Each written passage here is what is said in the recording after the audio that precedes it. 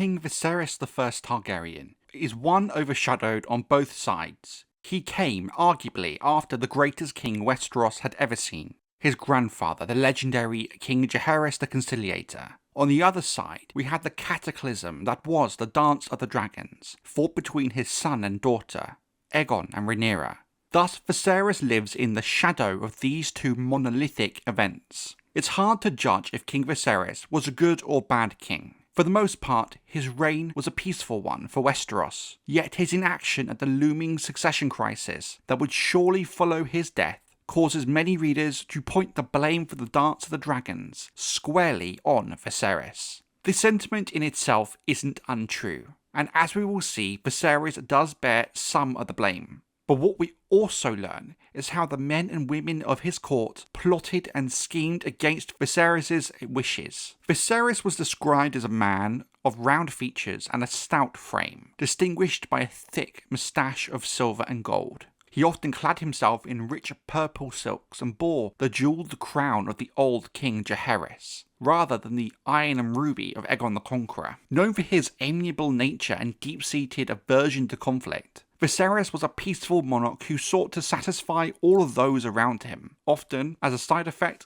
pleasing no one. While he may not have been the most forceful of rulers, he was far from weak-minded or wavering. Once his mind was set, he remained steadfast on his path. The Red Keep flourished under his open-handed rule, becoming a vibrant centre of music and pageantry. The king's fondness for hosting great feasts and tourneys was only matched by the wealth and titles bestowed upon his favourites. Although he had the affection of both the highborn and the common people, Viserys possessed little personal passion for the martial pursuits or the hunt. As the years progressed, his increasing bulk brought him a host of ailments, from gout to laboured breathing, until his sheer size made reaching the Iron Throne a monumental struggle.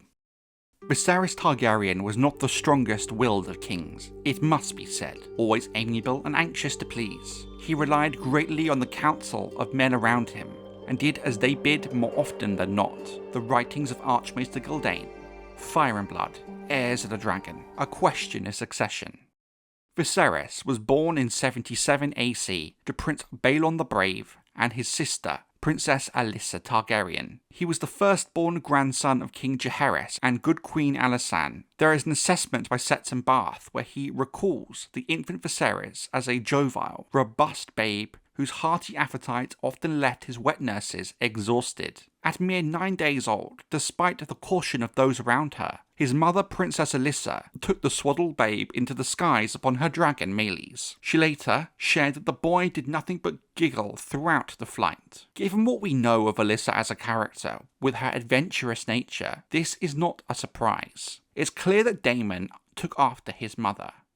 Speaking of Daemon, he was born in 81 AC, yet tragedy struck in 84 AC. Following the birth of a third son, Aegon, Alyssa died shortly after giving birth, and the infant Aegon soon followed her, leaving Balerion a widower, who would never take another bride. This seems to be a common thing with Targaryen women. Daela, the mother of Aemma Arryn, died in similar circumstances, as did Aemma Arryn herself. But this is not an issue exclusive to House Targaryen, or Westeros as a whole, given the inherent risks of childbirth in a pseudo-medieval setting. It was in 93 AC Viserys entered the Dragon Pit to claim Balerion the Black Dread, the famed dragon of Aegon the Conqueror, becoming the Black Dread's final rider.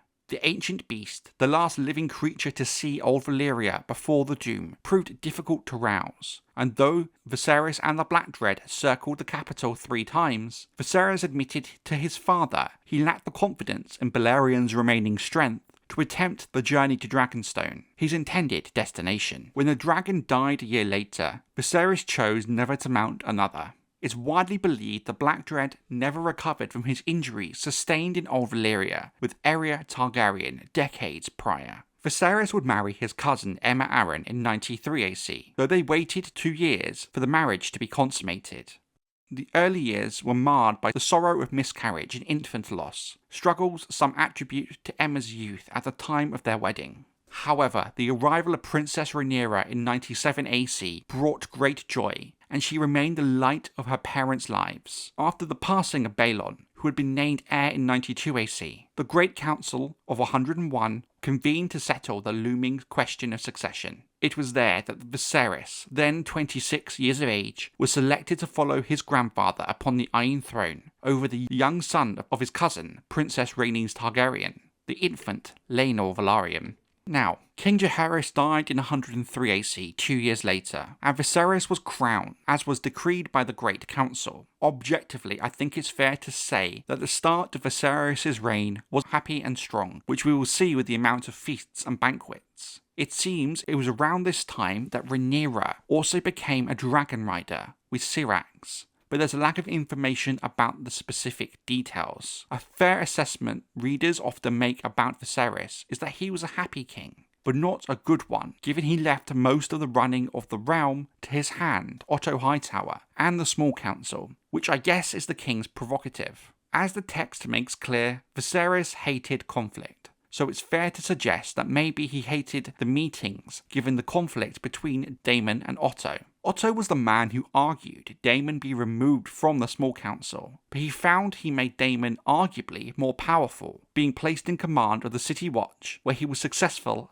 if not, Daemon being the kind of man he was, overzealous. His reputation in the streets earned him the names Prince of the City, or Prince of Fleabottom. Daemon's antics were becoming a headache for his brother. As the king had no living sons, Daemon viewed the succession as his birthright, yearning for the title of Prince of Dragonstone, a mark of the heir to the throne, a title his brother consistently withheld from him. The irony here, and something often pointed out by readers, is Viserys not naming Daemon his heir in turn contradicts his own claim to the throne, which just sums up how ridiculous the lack of real succession law in Westeros was. Something that's also very clear is Daemon in theory courted Rhaenyra from a very young age, and she in turn was fascinated by Daemon. By real-world modern standards, this kind of relationship, given Daemon was a fully grown man and Rhaenyra a child, is extremely questionable. Hence why some put forward that Daemon groomed Rhaenyra,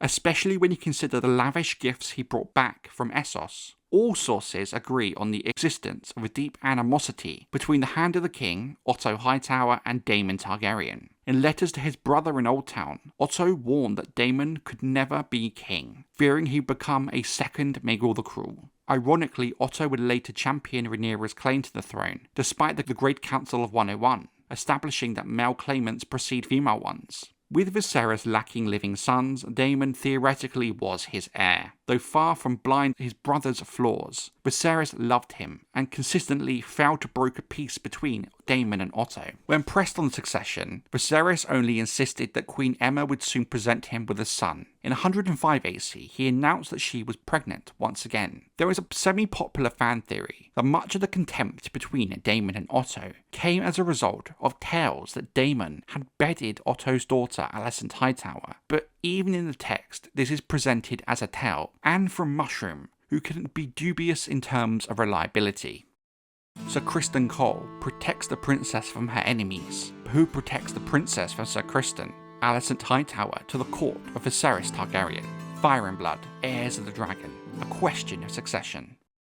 In 104 AC, prior to the announcement of Aemma Arryn's pregnancy, there was a tourney to celebrate Viserys' ascension to the throne. In it, the 22-year-old Sir Criston Cole defeated Prince Daemon Targaryen in the melee by knocking aside Dark Sister with his Morning Star. Looking back with hindsight, this tournament quietly sets several of the dance's future rivalries in motion. It shows that Daemon isn't untouchable, and that Criston Cole also catches Rhaenyra's attention. He gave the victor's laurel to the 7-year-old princess, with him subsequently becoming a favourite at court and joining the Kingsguard the following year, taking the slot left vacant by the death of Sir Ryan Redwine. It is likely Daemon was very vexed by this, given the attention Cole was now getting from Rhaenyra, but given the issues with some of the sources as presented in the text, it's hard to really say for sure. In 105 AC, Aemma Arryn died in labour while birthing the king, his son and heir. Viserys named him Balon after his late father,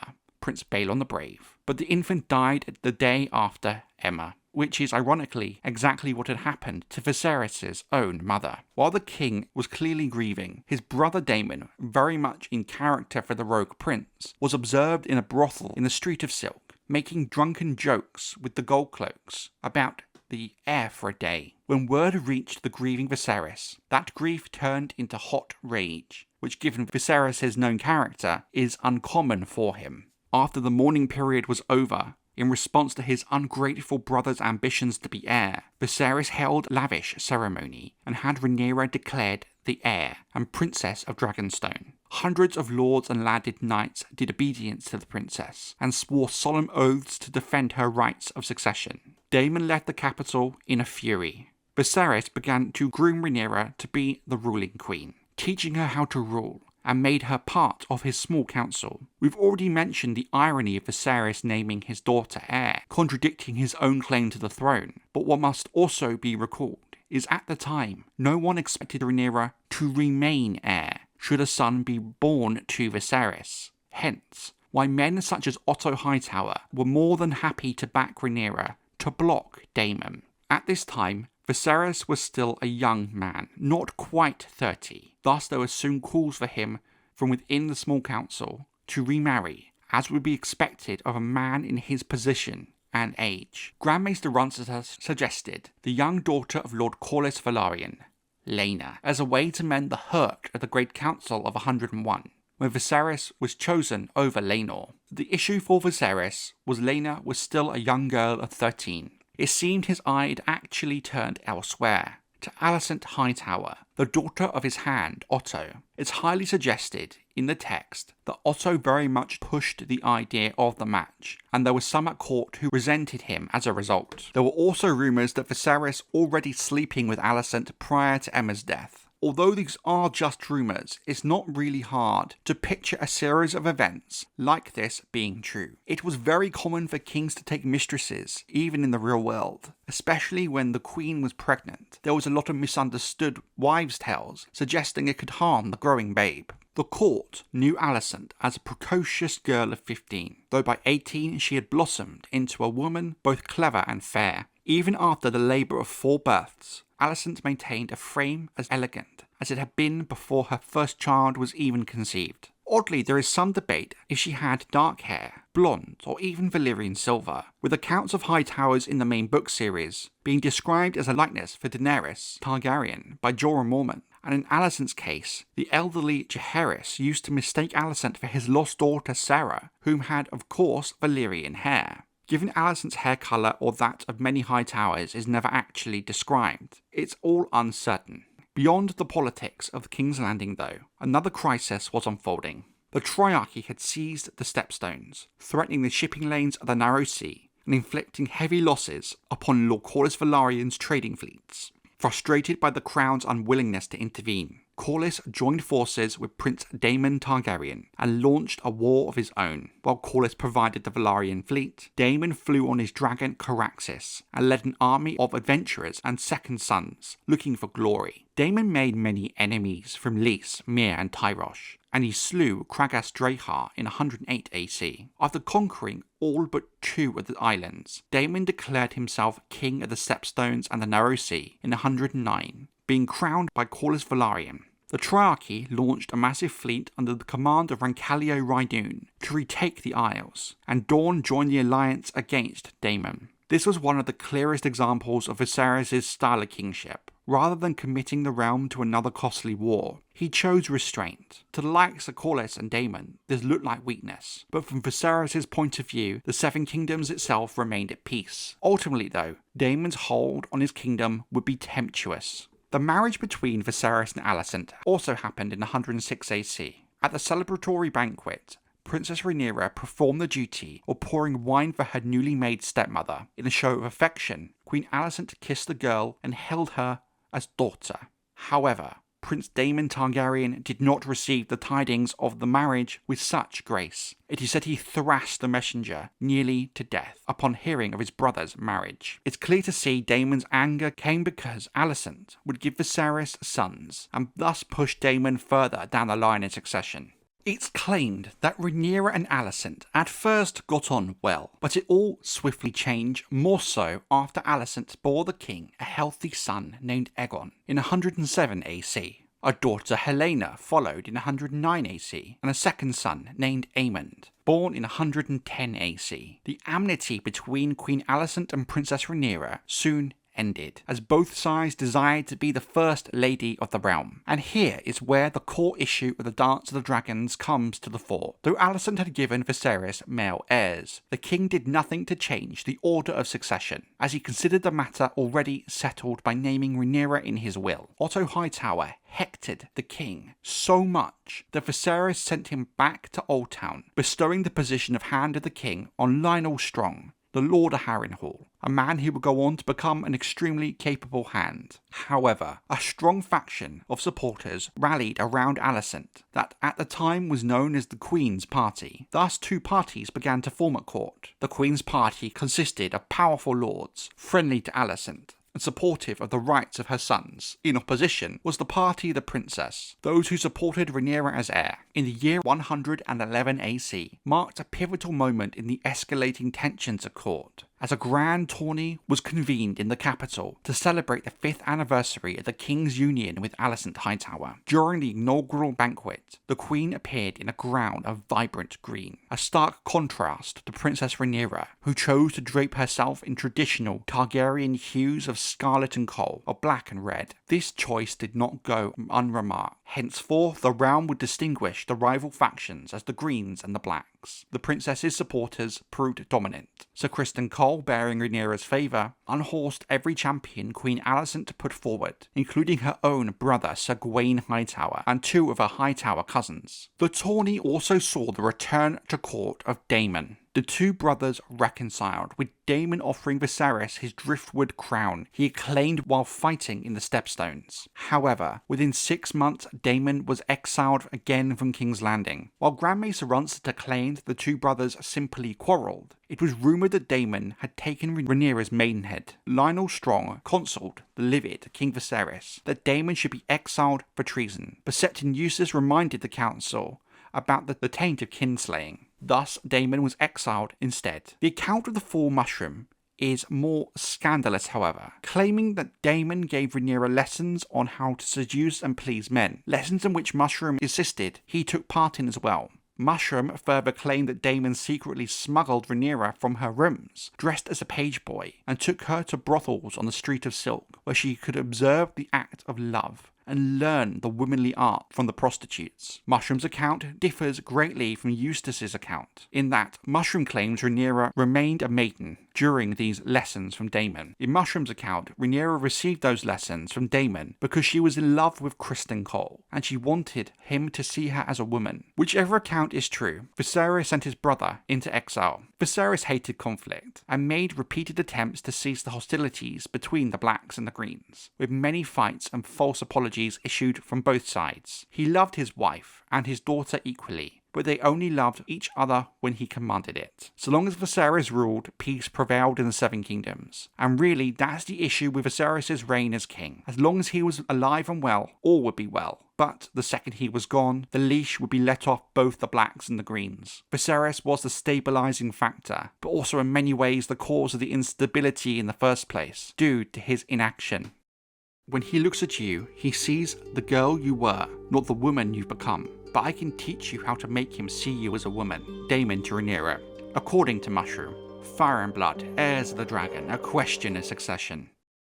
Upon her 16th name day in 113 AC, Rhaenyra formally established her seat at Dragonstone. Her hand was a prize sought by many, as lords and highborn suitors from every corner of the realm vied for her attention. During her royal progress through the Riverlands in 112 AC, the rivalry between the sons of House Blackwood and Bracken famously culminated in a duel over her favour, while the man simply remembered as Full Frey brazenly put forward his own suit. At Casterly Rock, she was entertained and wooed by the twins, Jason and Tyler Lannister, and she was similarly pursued by the sons of House Oakhart, Tully, and Tyrell. Even Harwin Strong, the formidable son of the King's Hand, was counted amongst her admirers. In a move of grand political design, King Viserys pondered a union between his daughter and Prince Coran Martell, a match that might finally have secured the inclusion of Dawn within the Seven Kingdoms. Queen Alicent wanted the princess to wed her eldest son, Prince Aegon, so he could one day be king. But Viserys would not hear of it, as Aegon was 10 years Rhaenyra's junior and the two had never gotten on well. The marriage of Aegon and Rhaenyra would have never really been that silver bullet to end the conflict between the Blacks and the Greens, as there would always be the lingering issue of whom would be the ruling party and who would be the consort.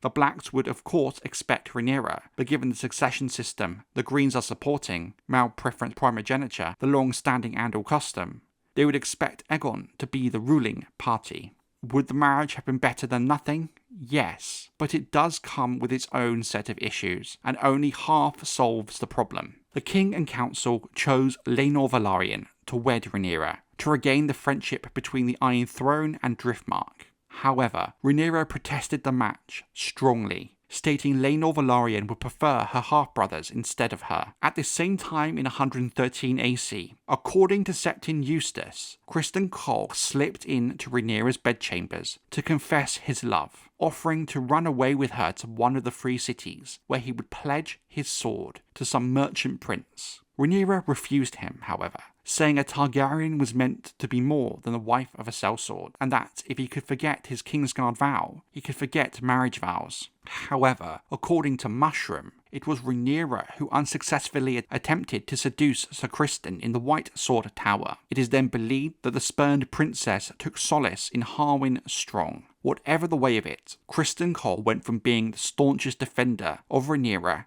to her most bitter foe. We can never know what truly happened between Criston Cole and Rhaenyra Targaryen. That is, if anything actually at all happened. I believe the most likely scenario is a combination of both of these accounts to some degree. In 114 AC, the reluctant Rhaenyra married Rhaenyra Targaryen. The wedding included 7 days of feasting and jousting. Criston Cole fought with Queen Alicent Hightower's favour, and during the melee left Harwin Strong with a broken collarbone and shattered elbow. Criston's Morning Star also cracked the helm of Rhaenyra Targaryen's favourite and rumoured lover, Sir Joffrey Longmouth, with the Knight of Kisses dying 6 days later from his injuries. While many were angered at Criston for this, including King Viserys, Queen Alicent did not share their displeasure, and asked that he be made her personal sworn shield. Criston became a staunch supporter of not just the Greens, but Alicent Hightower. There were immediate questions relating to if the marriage between Rhaenyra and Rhaenys was even consummated. If we objectively look at the situation, given the rumours of Rhaenys' sexuality and the speculation about Rhaenyra's children, then it's a fair question to ask.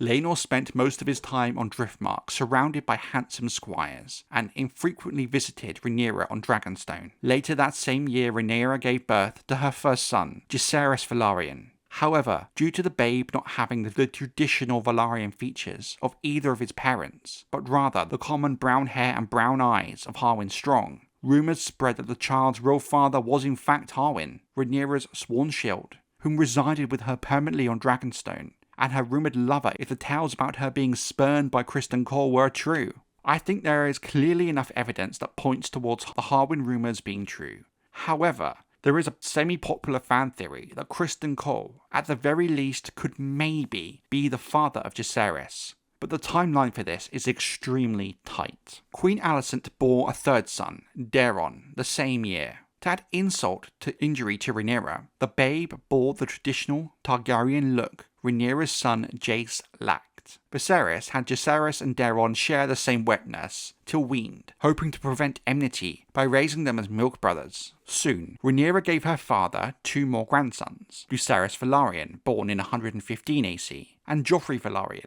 in 117 AC. All 3 of Rhaenyra's sons had the pug-nose, brown hair and brown eyes of House Strong, further spreading the belief throughout the Seven Kingdoms that the children's real father was Sir Harwin. When you do take a step back and look at the situation, it does seem likely. However, Rhaenys' mother, Princess Rhaenys Targaryen, was half Baratheon, and she had black hair, which could possibly account for the boy's dark hair. But all 3 of them is a huge stretch, especially given the Harwin ties were not subtle. Make no mistake, should Rhaenyra ever sit the Iron Throne, it will be Lord Fleabottom who rules us, a king consort as cruel and unforgiving as Maegor ever was. My own head will be the first cut off, I do not doubt, but your queen, my daughter, will soon follow. Otto Hightower to the small council of King Viserys Targaryen. Fire and blood, the dying of the dragons, the blacks and the greens. Daemon's estranged wife, Rhaenyra, died suddenly from falling off a horse in 115 AC. While Fire and Blood suggests this was an accident, many speculate that Daemon may have played a role in her death. However, Daemon does have a strong alibi, as he was in the Stepstones at the time of Rhae's death. To counter that, it's possible he hired assassins, but the truth of the matter will never be known. All we do know is he abandoned the Stepstones immediately and flew to the Vale of Arryn to claim Runestone, which had been Rhae's seat. But he was refused by House Royce. Sent away from the Vale by Lady Jane Arryn, Daemon turned to Driftmark, where he laid eyes upon the enchanting Rhaenyra Targaryen, the daughter of his friend Lord Corlys, an elder sister to Rhaenyra Targaryen. He asked the Sea Snake for her hand in marriage, but Rhaenyra was already betrothed to the son of a late Sea Lord of Braavos. But Daemon killed the Braavosi with Dark Sister in a duel to win her hand. While singers say Daemon fell in love with Rhaenyra at first sight, others state that Daemon married into House Balerion to check his own descent from power, as he had been pushed far down the line of succession and made many enemies in his adventures. Daemon has the reputation of the Rogue Prince for a reason. The marriage had been without the consent of King Viserys. Thus, Daemon and Rhaenyra left Westeros for Essos. Mushroom claims the pair went to the ruins of Illyria, but more reliable sources indicate they toured the Free Cities, visiting Pentos, Volantis, Gahor and Norvos. They returned for some time to Pentos, where they learned that Rhaenyra was pregnant, causing their twin daughters Baela and Rhaenyra to be born there in 116 AC. When the twins were half a year old, the family returned to Driftmark, where they would remain. Daemon wrote to his brother begging leave to present his daughters to court to receive a royal blessing. The small council advised the king to refuse, but Viserys told Grand Maester Melos, Daemon is a father now. He will have changed. In some regard, Viserys was correct, but the question with Daemon is, can you really change his true nature? Rhaenyra Targaryen by now was wed Rhaenyra's brother. While Rhaenyra disliked her stepmother, Queen Alicent, she became very fond of Rhaenyra. The two often flew together on their dragons, together with Daemon. With the blessing of King Viserys, Rhaenyra betrothed her two eldest sons, Jaehaerys and Lucerys, to Baela and Rhaenyra. This was seen as a way to further the bonds between the Iron Throne and House Velaryon. However, many have correctly pointed out it would have been prudent to betroth Jace to his own daughter via Alicent Helena, thus merging the bloodlines of the Blacks and the Green factions. If this would have stopped the Dance of the Dragons is another matter, but given the argument was always for Aegon via malpreference primogeniture, who knows if Alicent and Otto would have been content with a queen consort rather than a ruling king. In 120 AC, Rhaenyra Targaryen died after a failed childbirth. She was found dead after trying to reach her dragon Vhagar for one final flight. At her funeral, Aemon Targaryen snuck off and claimed the dragon. Upon his return from his first flight, a quarrel broke out between Aemon, Jace, Luke and Joffrey. Aemon accused them of being bastards from House Strong. In the children's fight, Aemon's eye was lost when Lucerys defended Jace with a knife. Though Alicent demanded Luke have his own eye removed in recompense, and Rhaenyra demanded Aemon be questioned sharply to learn where he had heard such rumours, Viserys declared that apologies between the children was all that was needed for peace. The king further issued an edict that anyone spreading the Strong rumours would lose their tongues, and ordered Harwin Strong to depart from Dragonstone to Harrenhal. Afterward, a massive fire at Harrenhal killed Harwin and his father Lionel. While some blamed the inferno on the curse of Harrenhal, others blamed Daemon, or Lord Corlys Velaryon, or Harwin's younger brother Larys Strong, or even King Viserys for the blaze. 2 points to make here. In George R. R. Martin's writings, the word sharply is often used in connection with torture. Thus some have taken Rhaenyra's words as to mean she wanted her brother Aemon tortured to find out where he'd heard the rumour of her children's parentage. Also, while Daemon, Larys and Corlys are the prime suspects for the Harrenhal fire, there is a fan theory that suggests that Viserys himself may have been behind it in an attempt to quash the rumours about his grandson's birth. After the death of Lionel Strong, Otto Hightower was recalled from Old Town to take up the role of Hand of the King once again. The year also saw the death of Rhaenyra's husband, Laenor Velaryon, killed in a fight between him and his rumoured lover, Sir Carl Corey, in the markets of Spicetown. Again, Daemon is heavily implied to be behind the murder, so he could then marry Rhaenyra. Less than 6 months after the deaths of Laena and Laenor and Harwyn, Rhaenyra and Daemon married each other in secret on Dragonstone. Settin Eustace claimed the two had wed in secret to prevent Viserys from prohibiting the marriage, as he had once done, while Mushroom suggests that Daemon, aged 39, had already impregnated the princess, whom was now 23. In this case, both versions of the tale fit with what we know, and it may be the case both of them are correct. The news of the wedding caused great scandal at court, and made King Viserys livid. He angrily declared that the wedding, so soon after the deaths of Daemon's wife and Rhaenyra's husband, was an insult to their memory and House Velaryon, and it took some time before Viserys and Daemon reconciled. The year ended with Rhaenyra and Daemon welcoming the birth of their first son, Prince Aegon the Younger, who was born with purple eyes and pale silver hair. Another son in 122 AC was given the name Viserys after Rhaenyra's father. The Greens would use the Valyrian look of the boys as further ammunition towards the potential illegitimacy of her sons via Laenor, whom all had the common look of Harwyn. Yet late in the evening, after King Viserys had departed, but his grace still tired easily, Mushroom tells us that Aemond One-Eye rose to toast his Velaryon nephews, speaking in mock admiration of their brown hair, brown eyes, and strength. I have never known anyone so strong as my sweet nephews, he ended. So let us drain our cups to these 3 strong boys, Aemond Targaryen, fire and blood, heirs of the dragon, a question of succession. In 122 AC, Prince Aegon the Elder and Princess Helaena were married per the Targaryen tradition of sibling marriage, and within a year they welcomed twins, Prince Jaehaerys and Princess Jaehaera, Alicent's first grandchildren. According to the sordid testimony of the full Mushroom, Aegon also fathered 2 bastards in 123 AC, including a girl on one of Alicent's maidservants. Alicent's younger son, Daeron, turned 12 in 126 AC. He was sent to serve as a cupbearer and squire to Lord Otto Hightower, Alicent's cousin in Oldtown. In the year 126 AC, Princess Rhaenyra pushed the formal recognition of her second son, Viserys, as the rightful successor to Driftmark. This move was met with fierce opposition from a group of lesser Velaryon cousins, whom petitioned the Iron Throne, boldly claiming that the boys were bastards, were baseborn scions of Harwyn Strong, with no legitimate right to the Sea Snake's seat. King Viserys listened to their pleas in cold, stony silence, before decreeing that their tongues be forfeit for such slander. However,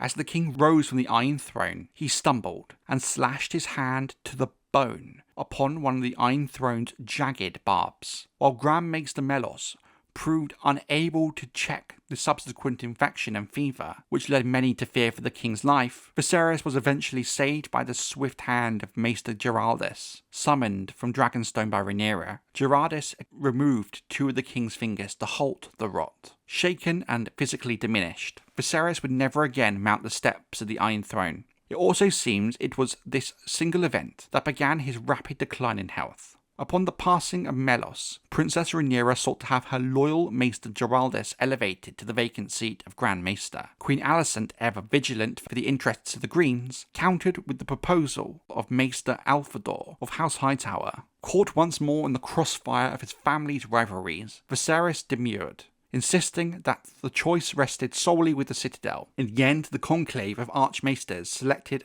Orwyle to serve as the realm's new Grand Maester. It was the correct move by Viserys, but consider this one thing.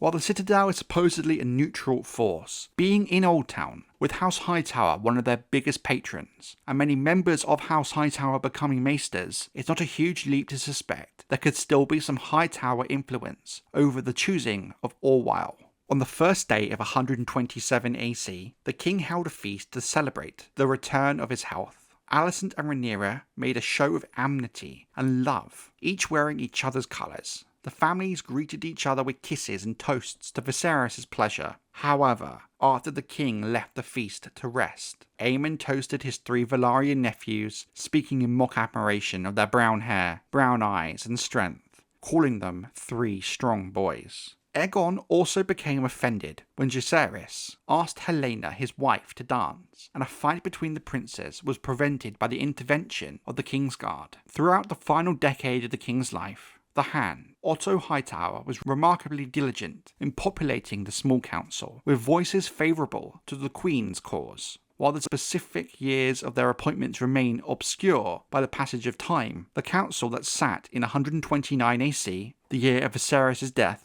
was almost entirely composed of Greens. Lord Larys Strong held the post of Master of Whispers, Sir Tywin Lannister the Master of Ships, and the Iron Rod, Jasper Wilde, held the position of Master of Laws. Sir Criston Cole, the Lord Commander, had long since proven himself the most devout of Alicent's champions. Grand Maester Orwell was viewed by most as a man of neutrality, adhering to his Citadel oaths, though as we pointed out there could still be Hightower influence. The sole voice of dissent was the venerable Lord Lyman Beesbury, who had faithfully managed the realm's coin since the days of the old King Jaehaerys. Part of the issue, something that I discussed in a recent video, is while Viserys did a good job at preparing Rhaenyra to rule in her youth, after her marriage, that support became non-existent, especially after Viserys became more ill. None of this was helped by Rhaenyra isolating herself on Dragonstone, giving Otto free rein to fill the court with greens, and preventing her from building key allies she would need at court. Many fans suspect that Viserys should have named her his Hand, but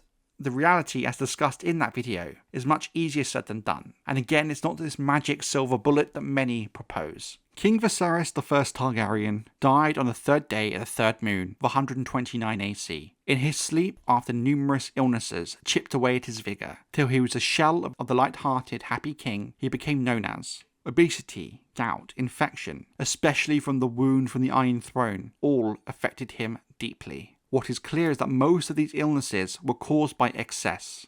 If he did have obesity, gout, and potential diabetes, it would explain why the wound on his hand became so deadly, unable to heal fully. That very day he died, his daughter Helaena had brought her 3 children, Jaehaerys, Jaehaera, and the babe Maelor, to the king's chambers, where Viserys entertained his grandchildren with fictional tales about their great-great-grandfather, King Jaehaerys I Targaryen. It was said that Helaena would bring the children to see her father regularly, as he was unable to leave his chamber.